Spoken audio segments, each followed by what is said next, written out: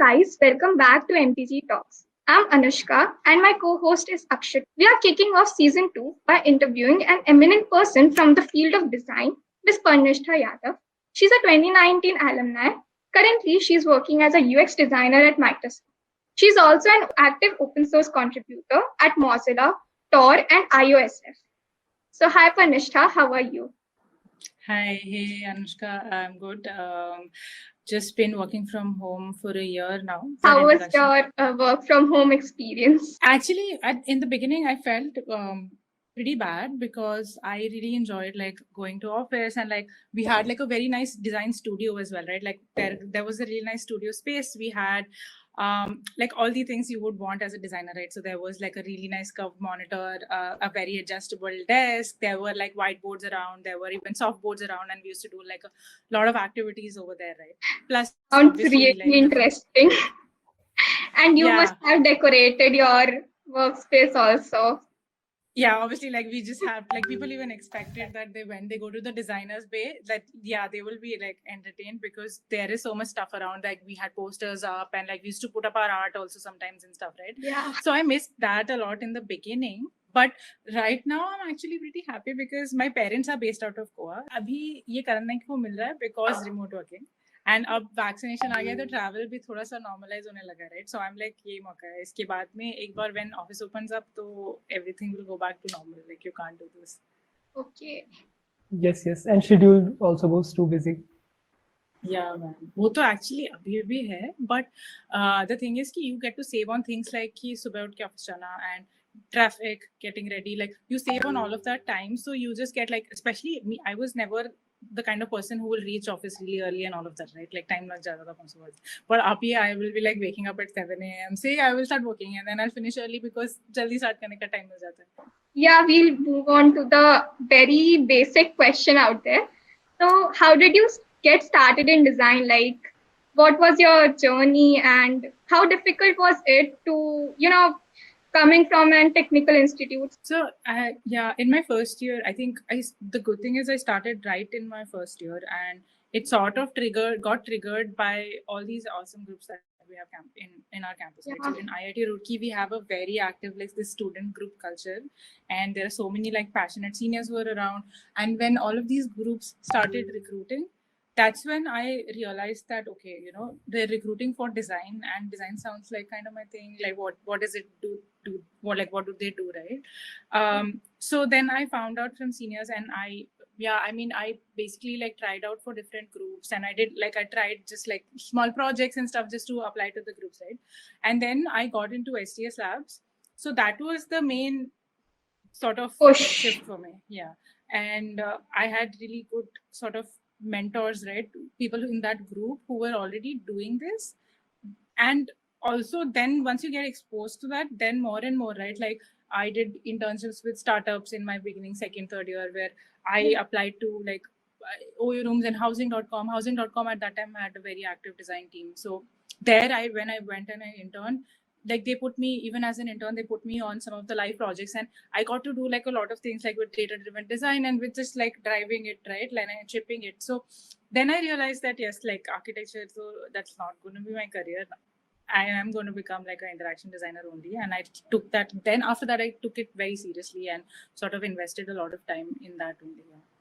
But you were active in architecture also, like it was just because it was your branch, or you had some genuine interest in architecture? Or it was a mix of both. One was that yes, it is my branch. I was kind of like one of those slightly sincere. I wasn't like branched up or anything, but I was one of the slightly sincere. Kid. So yes, that. Plus, see, one thing is like architecture some of the subjects I found them really, really interesting, because at the end of the day, they also help you develop a lot of things. The good thing is like even as an interaction designer or as an architecture course, like they will have courses on principles of design. There will be courses on the history of architecture, where you will also study about art history, design history, right? All the design movements, and all these movements like Bauhaus and all these movements would be like even in typography, would it be architecture? They cut across everything, right? And it was very interesting. So some of the subjects I was genuinely really interested in. There were other subjects like construction drawing and stuff, which I was like, I got really bad grades in also. So it wasn't like all good. Yeah. but still, like my branch is GPT, Akshat's branch is civil, so Mhm. it has no connection with design. So we find it a little bit cut off. Like when we study for core, it's totally different, and when we are pursuing design, it's completely different. So we sometimes like lose track in between. What are we doing also? So that's something that's something that bothers a lot to us. Like so. Yeah.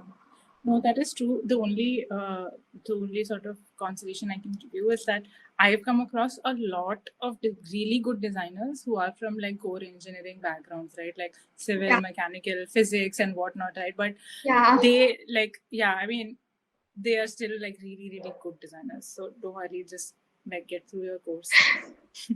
I would like to know about Microsoft. What are the areas of your specializations, and will design differ from what we are practicing as a student? Microsoft may you would have seen right like Microsoft के main products are there's Windows, then there are these products like the whole Office suite of products, right? Like PowerPoint, there's Outlook, there is Word, all of these things, right? Which are very enterprise user focused. So like people in offices will use them. But luckily, my work is very much focused in the consumer space. So I look at online experiences. So Microsoft Edge, and now I'm joining the Microsoft Teams wala team. So I don't know if you would have used. Are they using Teams in IIT We right are now? Yes, using yes. Teams only. Our all lectures and tutorials run over Yeah. there. So you message me on the side like all the problems that you have with Teams because I'm going to be working on that. Sure. Sure, sure.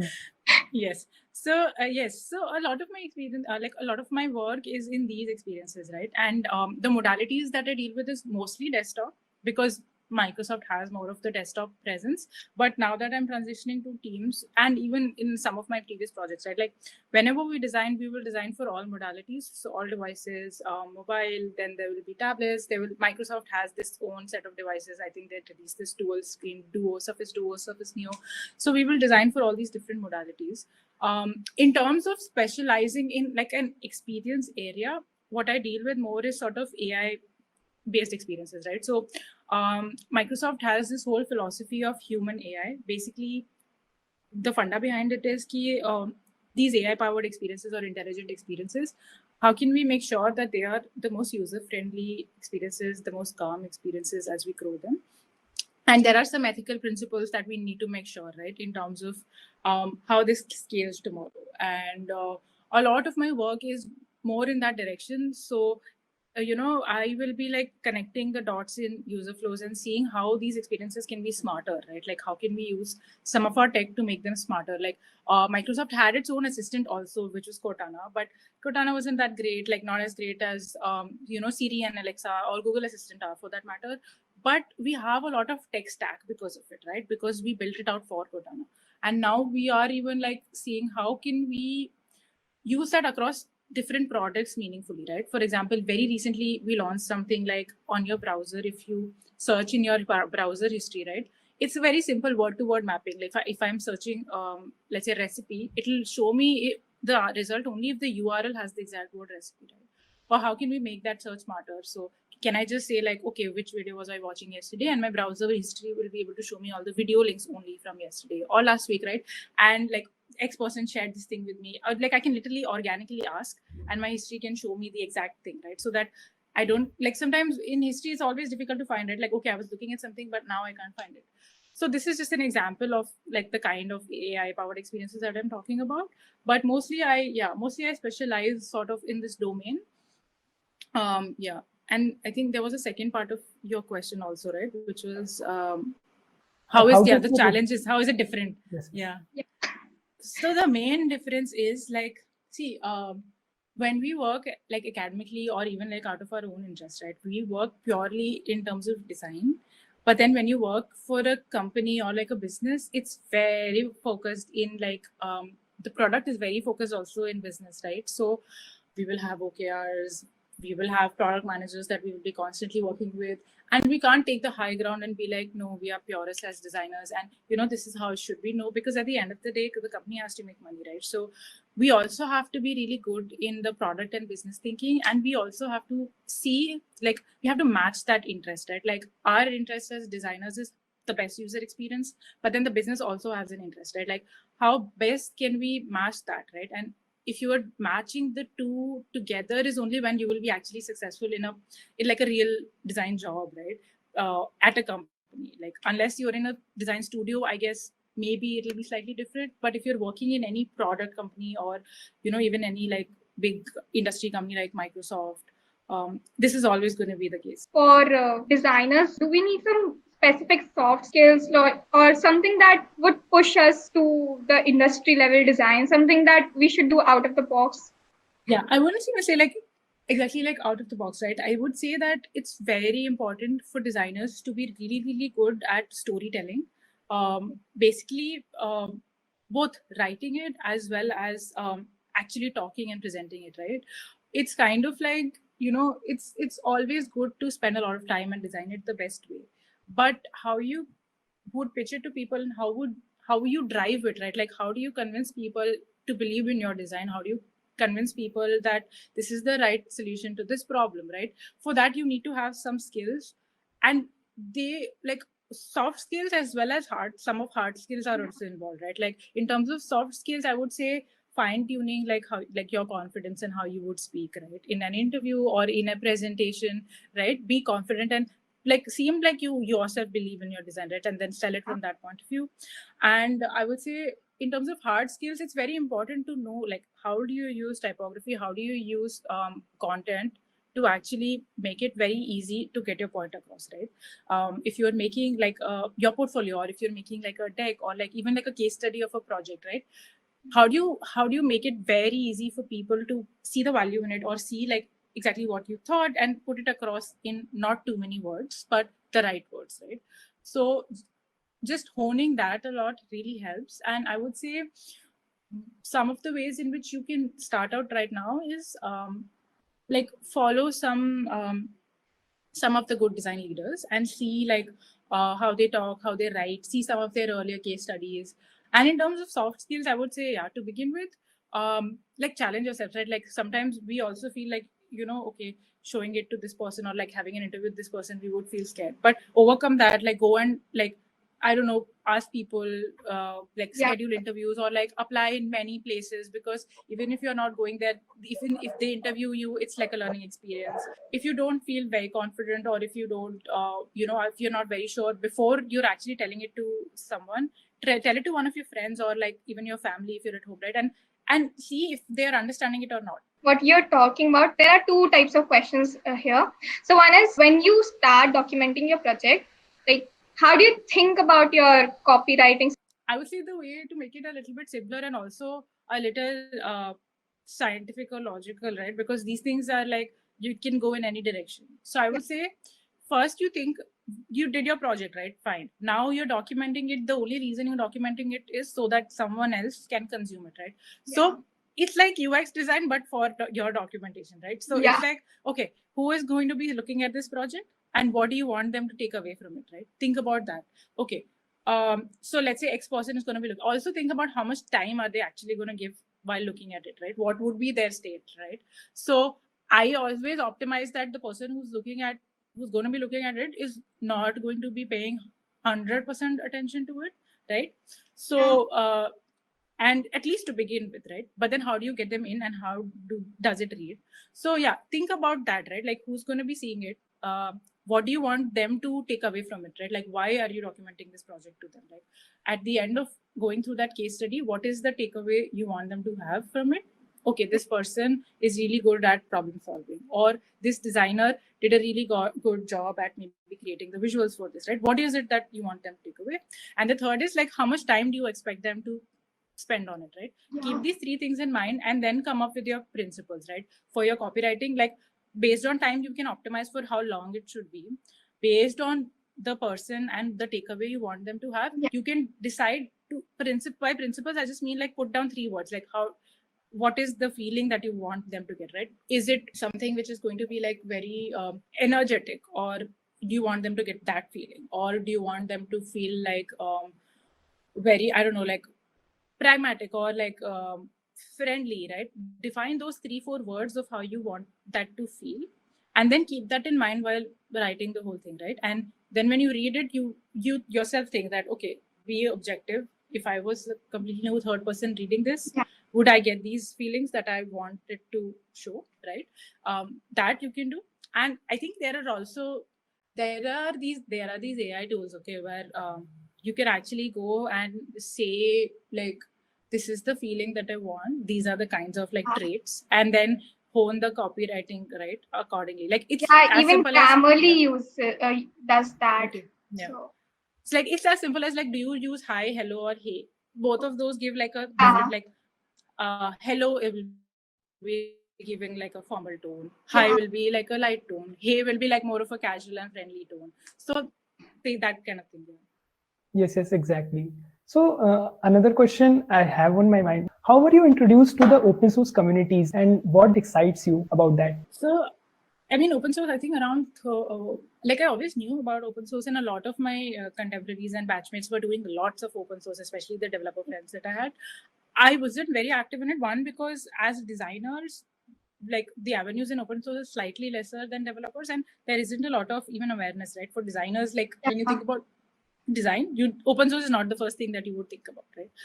But in my third, fourth year, I had time, so I wanted to explore something more, and then I came across and open source. The best thing about open source is that you can just do it from anywhere. Like you don't have to get an internship or go somewhere. You can start out in your hostel room itself, and that's why I started it out. And then I found out about Outreachy, and I tried out with different organizations in Outreachy. So I started contributing to Mozilla has this open design channel. Over there, I started contributing a little, and then with Tor project, I landed that Outreachy role, right? So actually, once they sent out the project, I joined their communities, and I was already contributing. So I knew a few people there, and I was very like the organization, right? Tor project is just about like they have this browser where you can completely browse untracked, and it's Yeah. really like some people in countries where their government censors everything, and in places where people don't have access and stuff, like people like journalists, people like even human rights worker, and a lot of people were using that. And it was a pretty small group of people who built that browser, and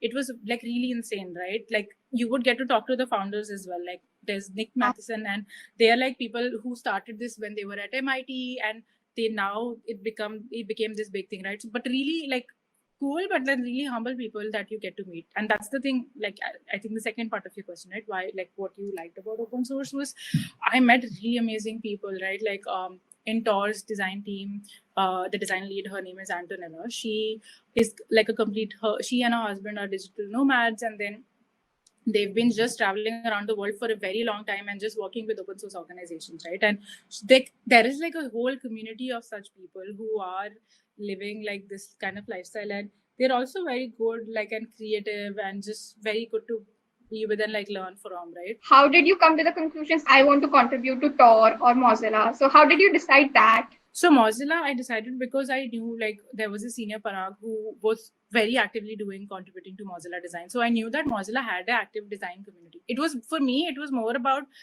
as a designer, there were very limited open source orgs that were actually giving like meaningful design work, right? Mozilla was well known for their open source design system. I think Mozilla.ninja, if you go, they currently also have all these open source resources and stuff, right? So that I knew about and I'd heard. That's why I started with Mozilla. I was reading a bit about Tor, so I found out that unethical, it opens the dark side of the internet to the users because you cannot track the people. Actually, sometimes it becomes a trap. You log into a website, there is no exiting. I get it. So for Tor's case, the dark web, I think the sort of the moral and ethical dilemma used to happen, right? Like a lot of people relate Tor with the dark web, and that's because they only use Tor when they want to like look at something that's illegal. So the connotations are like that in everyone's mind, right? But I would say, it's like freedom is not an easy thing, right? Like that's the reason we have so many rules, because we can't really handle freedom. It's not that easy. But I feel like, I mean, there has to be, you can't really govern what people are doing with it, but that's why a lot of governments also try to ban it. Do you work with Microsoft Windows or Macs? I have a very good answer to that question, which is that I work on a Mac. And the reason that we were working on Macs in the beginning was because a Sketch.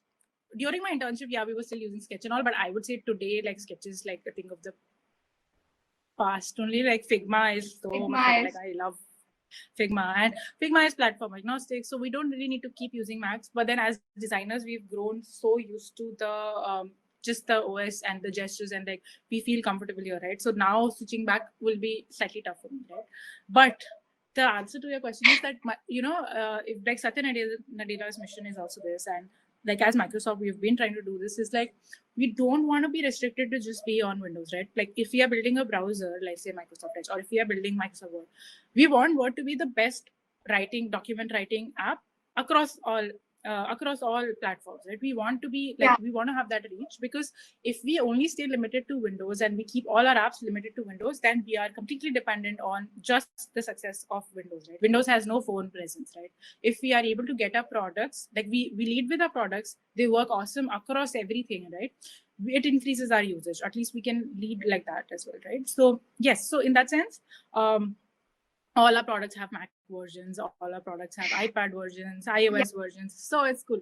So there is another point, like as we are self-taught designers, and when we are in college, we don't have enough resources. So we prefer cheaper solutions or the software that are free to use.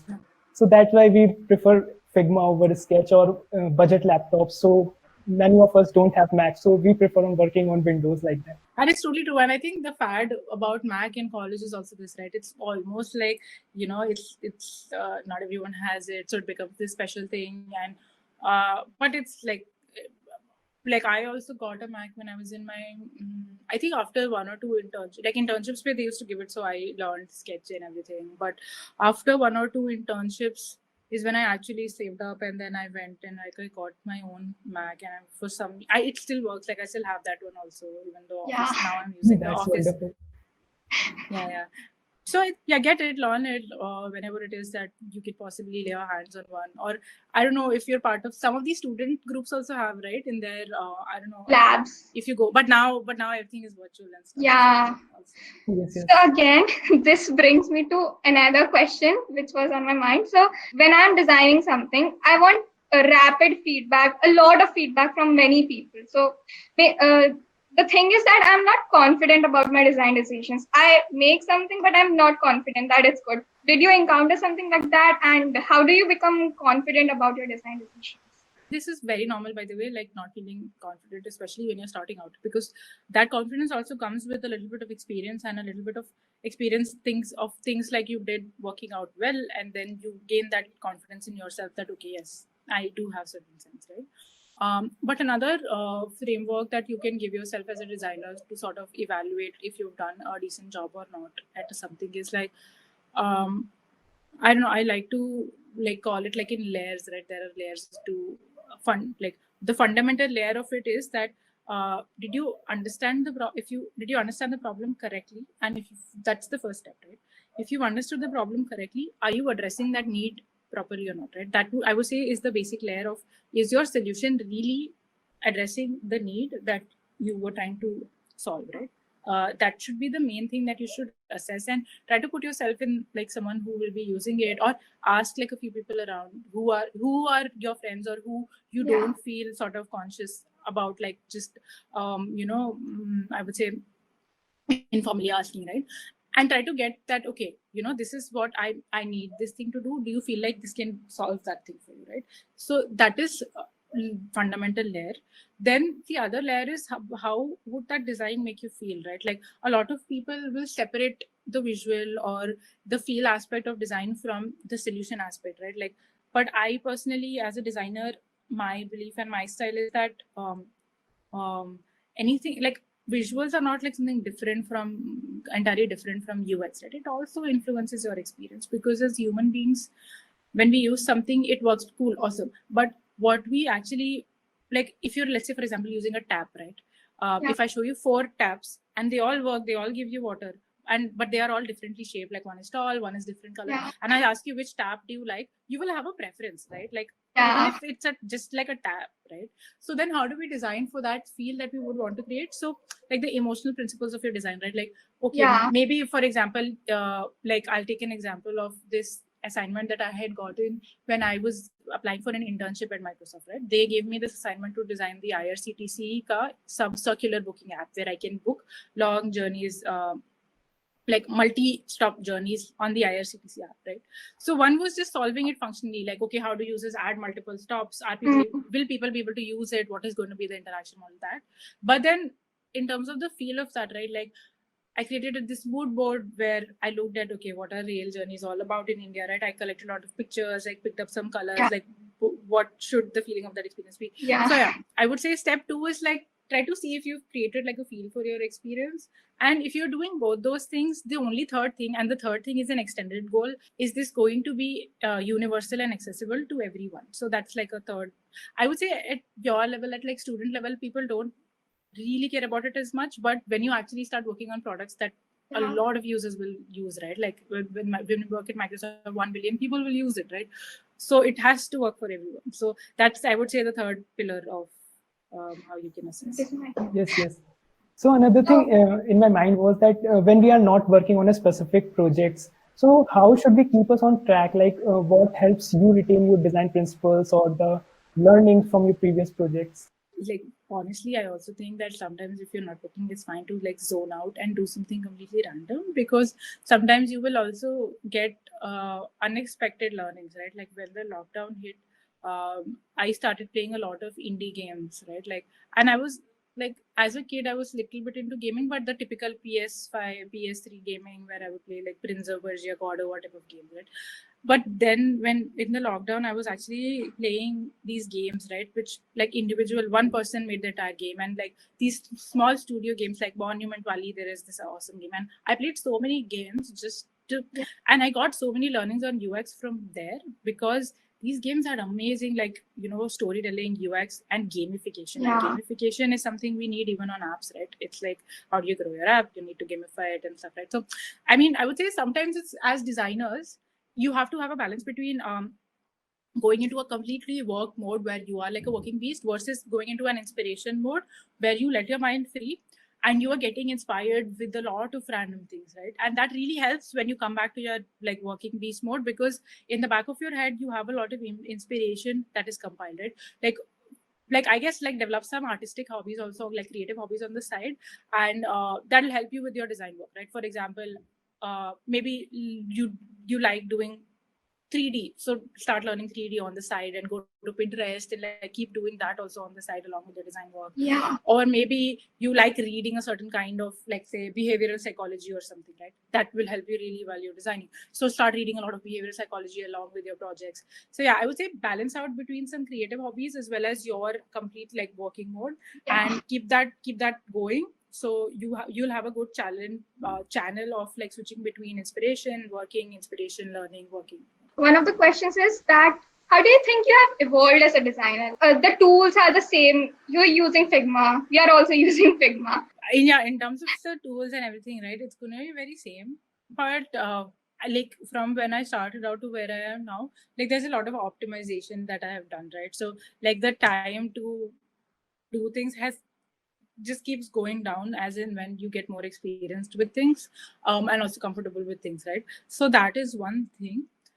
The second thing would be, yeah, I guess the ability to think about projects end to end and different kinds of projects and what aspects will be involved in them, right? That is something that like just to grasp your head around projects that are bigger or projects that are don't have a very clear-ish problem statement that we need to do X and do it like Y, but still sort of think about them and try to distill them. That is another thing that as you gain more experience and you keep evolving, that you learn. And then thirdly, you also, when you evolve as a designer, I think your individual sort of like who you are as a designer, that feeling keeps becoming stronger, because when you start out, especially as a student, right, you will be looking at a lot of people around you. You will have a lot of these fads that will keep coming, or there will be like a lot of random things like, oh, should I do this now? Okay, should I do that type of a thing, right? Where you are like, sometimes you get directionless and sometimes you lose touch of like who you exactly are and what, like that originality, I would say, doesn't really come in the beginning at all. It takes time, and it takes also a lot of like a little bit of experience to start being original about like an original designer. I think that is the biggest thing that keeps growing as you keep evolving over time. You have traveled to a lot of places, so that had some impact on your design too, right? I would say, like, objectively, there are good bad things, right? Like India versus other places and different countries and different cultures. I think it's very deeply influenced by like the country's culture in general, like how the work culture is also, right? Like Europe has a very chill work culture, and in Europe the economy, like, it's first world, right? It's very much developed, population is low, so people only do the things that would really matter to them, and they would spend or like a limited time in the day doing that, not like 4 o'clock. Like I remember being at a research lab, and at 4 everyone used to leave, right? Like because that's the time you get sunlight. After that you go out and you chill, right? Like it's like nobody's going to be like, whereas in India I remember like 1 o'clock in the night, 2 o'clock in the night, people will be there in office. But working more doesn't really mean being productive either, right? Yeah. So there's that trade-off, which is slightly different in I've seen places abroad versus India. America, the US, I would say, has a very similar-ish culture. There's obviously differences, but I would say like the core thing is also like there also the environment is very similar to what it is here. But I would say the biggest learning also that comes with traveling and going to different places is like you develop a lot of people skills, right? Because people will be very different, and people will be like when people are just not the same as you, it takes some amount of like, you have to go out of your comfort zone to talk to them, to make a relationship with them, and like to interact with them, find things that are common. Me coming from an architecture background, urban design, this is something that really interests me, and I feel like it has like very parallels with UX also, because like the question you asked me earlier also, right? Like dark patterns and stuff. Yeah. And also like how do we control how people are using it, right? Similarly with urban design and cities also, like we can design cities in such a way where there are less crimes maybe, and so just traveling and observing like these different cities that had really good systems, very accessible networks. And I remember in Switzerland I was looking at the typography at all the bus stands, man, and it was so awesome. It was like the colors that they'd used, the fonts that they'd used, the tactical, like basically anybody who's blind, deaf, whatever, can still interact with it. Like you can feel it and you can know, and it was really well done, right? So it's just, I mean, exposing yourself to a lot of these things helps you as a designer. Yeah. Do you read some design related magazines? There is sidebar.io. What they do is they curate like the 5 top links from across the web, and they send it, and they are design specific. Then there is this app/website called Feedly, FEEDLY, which is a really good resource if you tell what topics you are interested in. They give you content, like they flush out the nonsense things, and they give you really good quality content. Then there is a List Apart and a Book Apart, which are sort of, I think they're blogs-ish only, but they have really good resources on them about design and they talk like about different things in design. So in terms of reading, yeah, these are the main ones. There are also a few individual designers who maintain really good blogs. So either you go to aggregator type of places where they're aggregating from different places and keeping every week, or you go to like people who write occasionally. There is no like fixed like every month he will write or something, but they write whenever they write. They have something really nice to say. There are some podcasts also that are really nice for designers. One is like 99% Invisible, which is which you can listen to. I think it's free only. That's good. It's about a lot of different kinds of design, not just UX, but it's nice.